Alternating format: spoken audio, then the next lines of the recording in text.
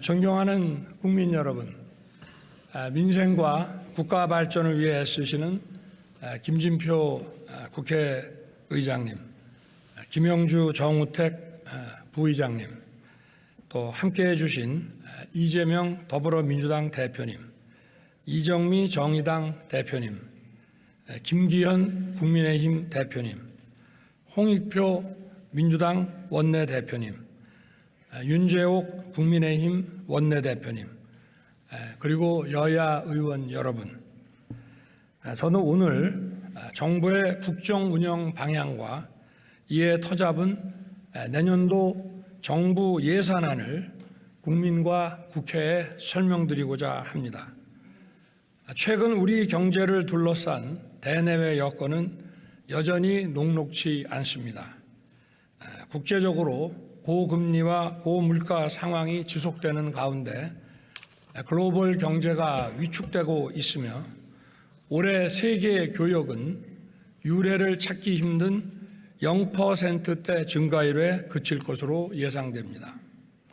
또한 우크라이나 러시아 전쟁에 더해 이스라엘 하마스 무력 충돌로 인한 글로벌 안보 리스크까지 겹쳐 세계 경제의 불안전성이 커지고 있습니다. 세계 경제의 침체에 따라 대외 의존도가 높은 우리 경제의 성장세도 둔화되고 서민 취약계층 중심으로 민생의 어려움은 가중되고 있습니다. 이에 정부는 각별한 경각심을 가지고 거시경제 리스크 관리에 만전을 기하는 가운데 경기 회복과 민생 안정에 주력하고 있습니다. 경제 안보 상황을 24시간 밀착 모니터링하는 한편 상황별 조치 계획을 점검하고 신속한 적기 대응 조치를 상시 준비하고 있습니다. 한국은행이 지난주 발표한 3, 4분기 GDP 성장률 지표를 보면 우리 경제는 작년 말과 금년 초의 전망대로 하반기로 갈수록 성장세가 증가되고 내년에는 잠재 성장률 이상으로 회복되어 주요국을 상회할 것으로는 예상됩니다. 주력 수출품인 반도체 수출이 회복세를 이어가는데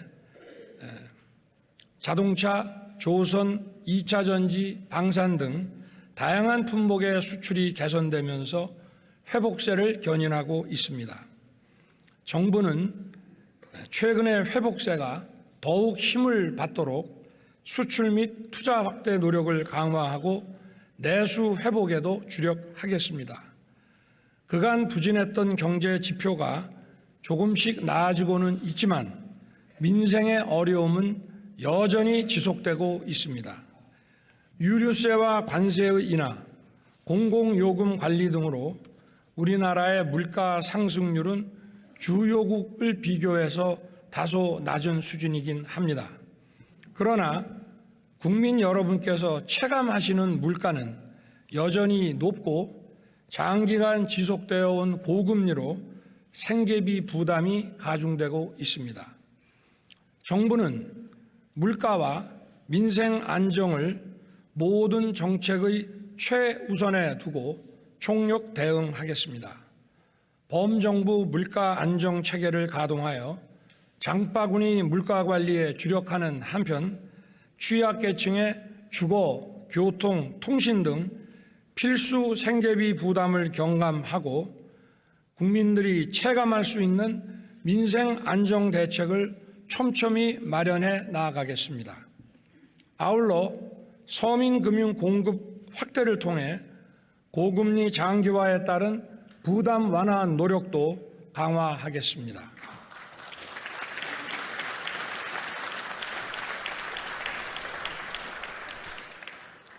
존경하는 의원 여러분, 정부는 지난 1년 6개월 동안 시장 중심으로의 경제 체질 개선과 재정의 지속 가능성을 염두에 두고 경제 정책을 펼쳐왔습니다.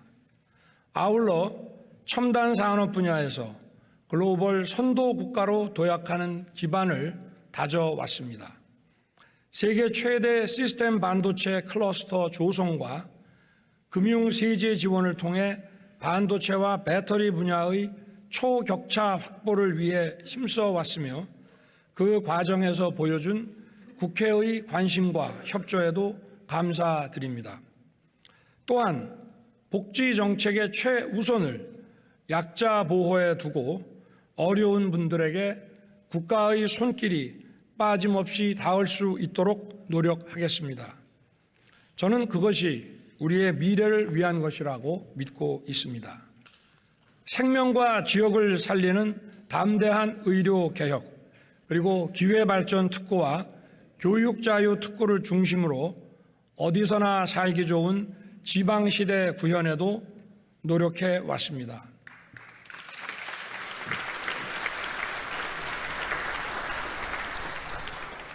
정부는 대한민국 미래와 미래 세대를 위한 3대 개혁에도 힘을 쏟아왔으며 특히 연금 개혁을 위한 준비를 착실하게 진행하였습니다.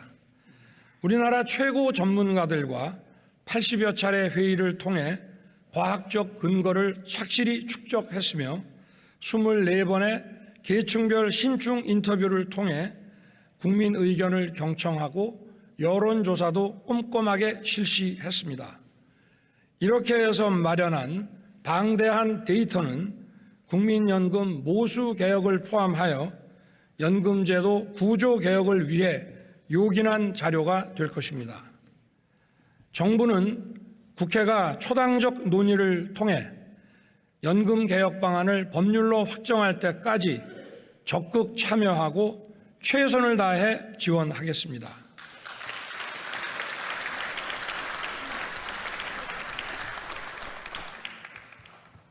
정부는 공정과 상식을 기반으로 하는 노동시장을 조성하고 근로자 전체의 권익을 증진시키기 위한 노동개혁을 추진해 왔습니다. 합법적인 노동운동은 철저하게 보장하되 불법행위에 대해서는 노와 사를 불문하고 법과 원칙에 따라 대응해 왔습니다. 최근 양대 노총이 회계 공시를 하기로 결정하였습니다.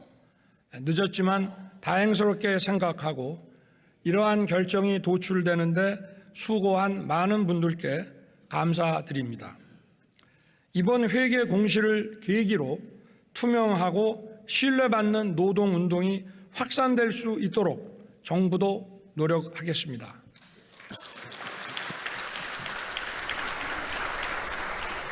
노사 모두 대한민국의 미래와 청년의 미래를 위한 노동개혁에 함께해 주실 것을 부탁드립니다.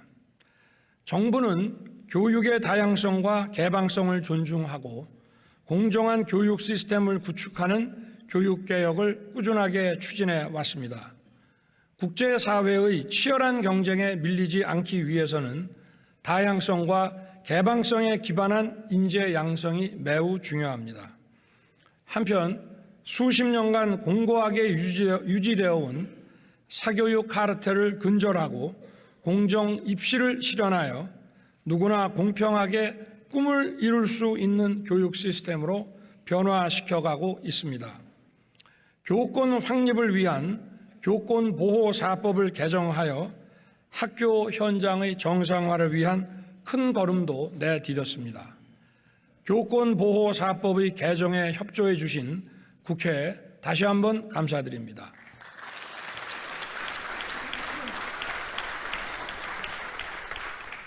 아이들을 안심하고 맡길 수 있는 세계 최고 수준의 돌봄 서비스 제공을 위해 유보 통합과 늘봄 학교를 적극 추진해 오고 있습니다.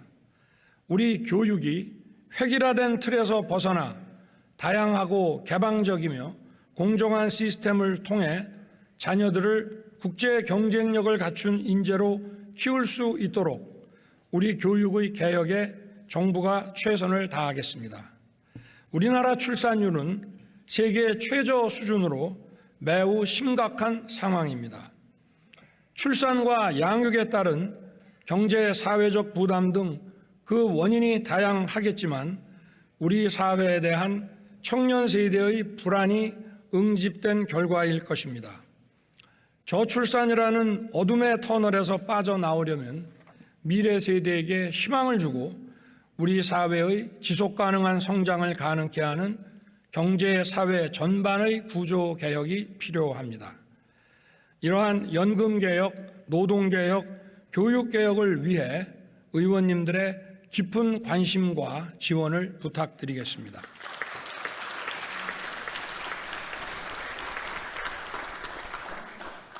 존경하는 국민 여러분, 그리고 의원 여러분, 튼튼한 안보는 경제의 초석입니다. 북한의 불법 도발에 강력히 대응하면서 핵미사일 위협에 대한 억지력을 강화하고 있습니다.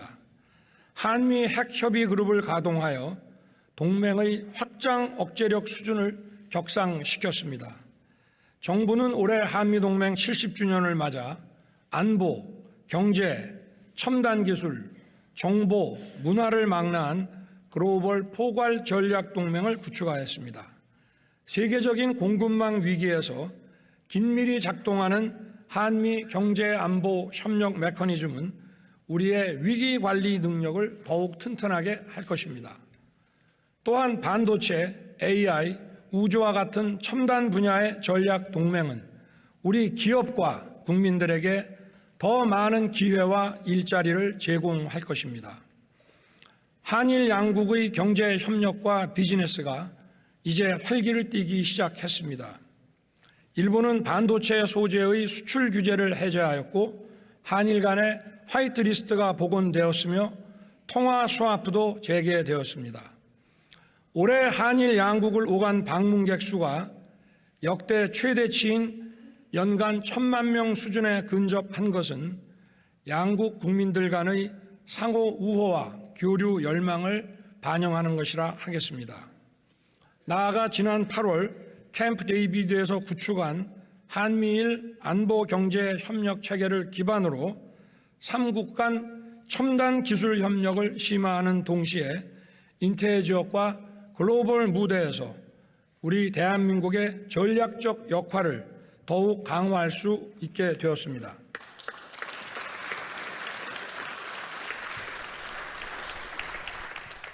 중국과는 지난해 11월과 올해 9월 각각 시진핑 국가주석과 리창 총리를 만나 자유무역과 다자주의에 대한 지지 입장을 서로 확인하였습니다. 올해 8월부터는 중국으로부터의 단체 관광이 재개되어 인적 교류가 활발해지고 있습니다.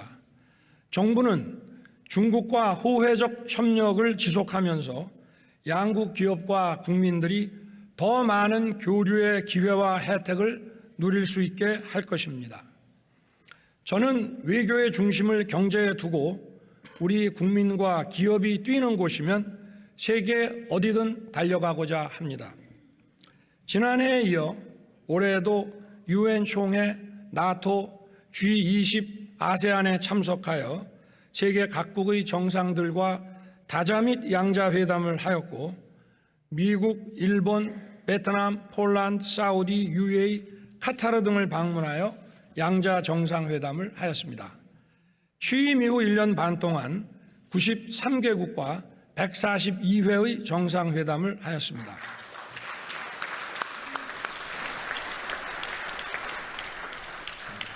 중동 3국과의 양자 정상회담 시에 양국 기업들 사이에 792억 달러, 약 107조 원의 수출과 수주가 이루어졌습니다.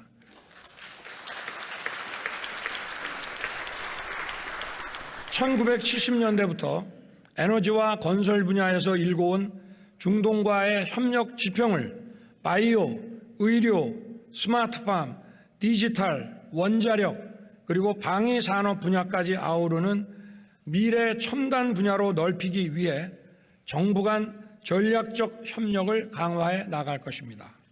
또한 인도, 베트남, 인도네시아 등 역동적이고 성장 잠재력이 큰 시장에 청년 사업가와 중소기업인들이 더 많이 진출할 수 있도록 정부는 적극 지원할 것입니다.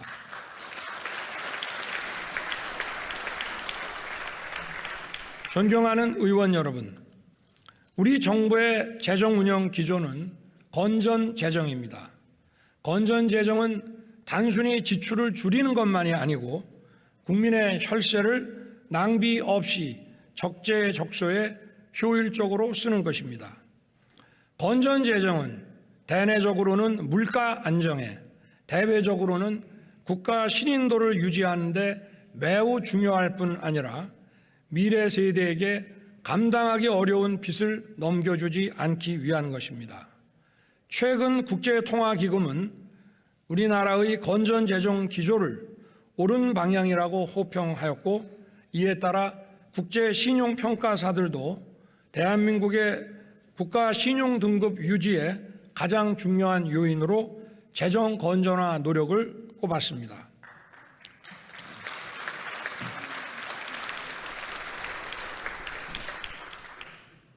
(2024년) 내년 총 지출은 2005년 이후 가장 낮은 수준인 2.8% 증가하도록 편성하여 건전 재정 기조를 유지하였습니다.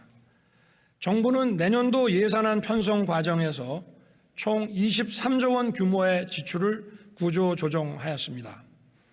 모든 재정 사업을 제로 베이스에서 검토하여 예산 항목의 목적과 취지에 맞지 않는 지출, 불급하거나 부정 지출이 확인된 부분을 꼼꼼하게 찾아내서 지출 조정을 하였습니다. 이를 통해 마련된 재원은 국방, 법치, 교육, 보건 등 국가 본질 기능의 강화와 약자 보호, 그리고 미래 성장 동력 확보에 더 투입하겠습니다. 경제가 어려울 때일수록 어려움을 더 크게 겪는 서민과 취약계층, 사회적 약자를 더욱 두텁게 지원하겠습니다.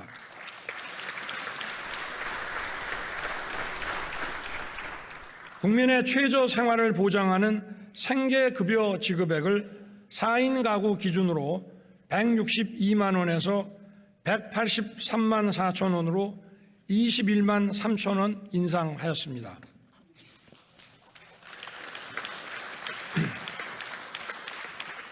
장애 정도가 심한 발달 장애인에게 1:1 전담 서비스를 제공하고 가족 돌봄이 불가능한 경우에 제공하는 개별 돌봄 시범 서비스를 전국에 확대하여 24시간 지원 체제로 만들어 장애인 가족의 어려움을 덜어드리겠습니다.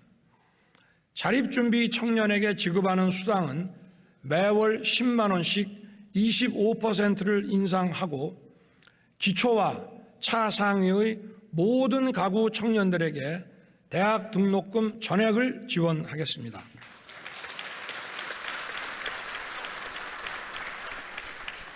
총 12만 명의 소상공인들에게 저리 융자를 제공함과 아울러 이분들에게 고효율 냉난방기 구입 비용을 보조하여 연간 최대 500만 원까지 냉난방기 구입 비용을 지원하겠습니다.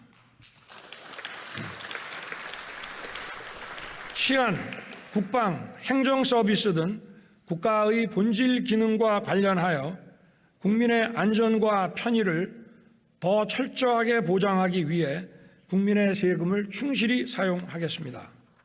묻지마 범죄에 신속하게 대응하기 위해 경찰 조직을 치안 중심으로 개편하고 이에 맞는 경찰 예산도 치안 역량을 제고하는 데 중점 배정하겠습니다.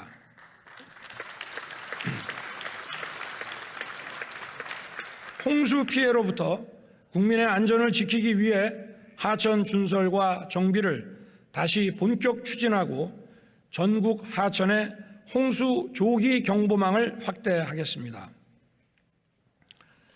군 초급 간부의 단기 복무 장려금을 인상하고 전방의 농물 관사 제로화를 신속히 추진하여 국가 안보와 국민의 안전을 위해 헌신하는 군 장병들의 후생을 향상시키겠습니다.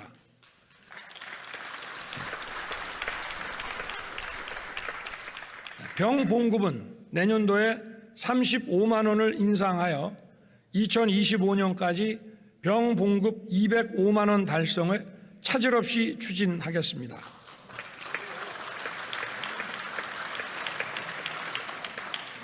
우리 국민과 기업의 글로벌 시장 개척과 활동을 전략적으로 뒷받침하고 글로벌 중추 국가로서 국제사회에 대한 책임 있는 기여를 할 수 있도록 개발 원조 ODA 예산 규모를 6조 5천억 원 수준으로 확대하겠습니다.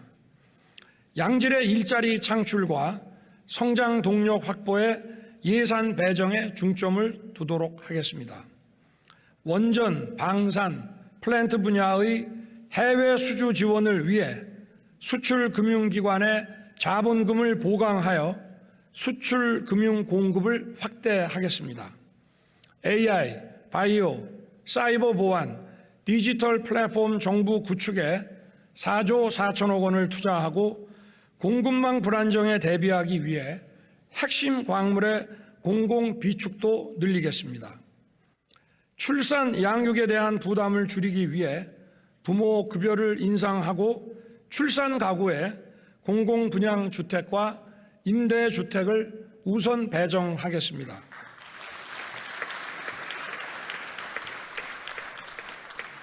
R&D 예산은 2019년부터 3년간 20조 원 수준에서 30조 원까지 양쪽으로는 10조 원이나 대폭 증가하였으나 미래 성장 동력 창출을 위해 질적 개선과 지출 구조 조정이 시급하다는 지적이 많았습니다.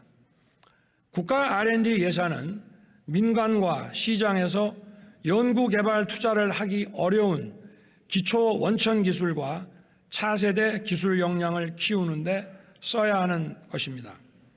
이번 예산안에는 첨단 AI 디지털, 바이오, 양자, 우주, 차세대 원자력 등에 대한 R&D 지원을 대폭 확대하였습니다.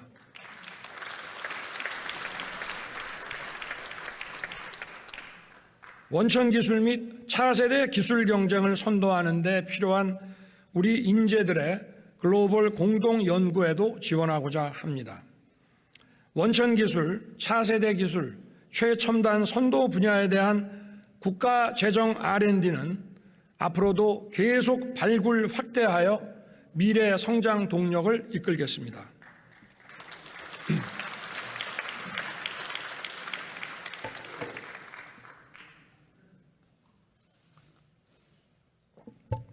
아울러 중소기업들이 자금 여력 부족으로 투자하기 어려운 기술 개발 분야와 인공지능, 머신러닝, 자율주행 등의 딥테크 분야에 대한 R&D 투자도 확대하겠습니다. R&D 예산은 향후 계속 지원 분야를 발굴하여 지원 규모를 늘릴 것이지만 일단 이번에 지출 구조 조정을 통해 마련한 3조 4천억 원은 약 300만 명의 사회적 약자와 취약계층을 더 두텁게 지원하는 데 배정하였습니다. 총 123만 기초수급 가구에 가구당 최대 21만 3천 원을 인상하여 총 1조 5천억 원의 생계급여를 더 지급할 수 있게 됐습니다.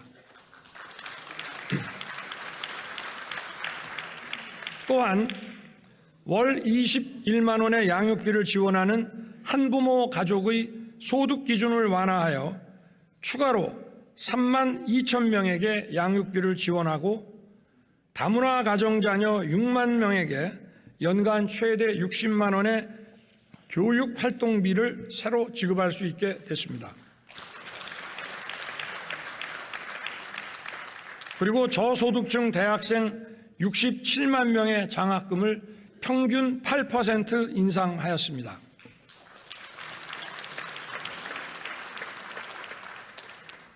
최근 국가재정 R&D의 지출 조정 과정에서 제기되는 고용 불안 등의 우려에 대해서는 정부가 세심하고 꼼꼼하게 챙기고 보완책도 마련하겠습니다. 존경하는 국민 여러분, 김진표 국회의장님과 의원 여러분, 최근 고유가, 고금리, 고물가로 민생의 어려움이 가중되고 있습니다. 정부가 마련한 예산안이 차질 없이 집행되어 민생의 부담을 덜어드릴 수 있도록 국회의 적극적인 관심과 협조를 다시 한번 부탁드립니다.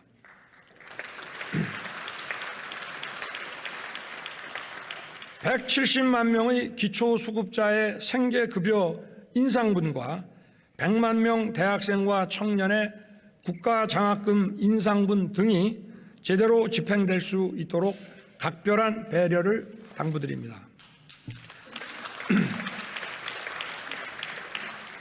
아울러 674조 원의 민간 투자를 이끌어낼 국가 재정 인프라 예산이 적기에 집행될 수 있도록 도와주시기 바랍니다.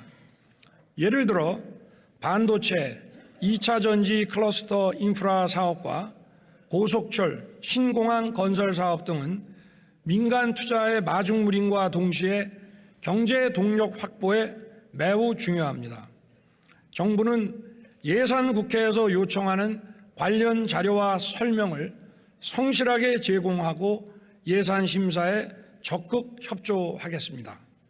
예산안과 함께 국회에 계류 중인 국가재정법, 보조금관리법, 산업은행법, 우주항공청법 등 민생경제를 활성화하는 법안에 관해서도 의원님들의 각별한 관심과 협조를 부탁드립니다.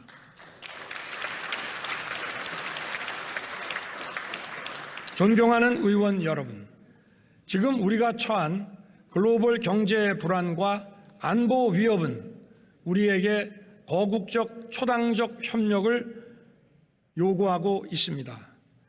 당면한 복합 위기를 극복하기 위해 힘을 모아주시기를 부탁드립니다. 우리 모두 국민과 함께 위기 극복과 새로운 도약의 역사를 만들어 갑시다. 대단히 감사합니다.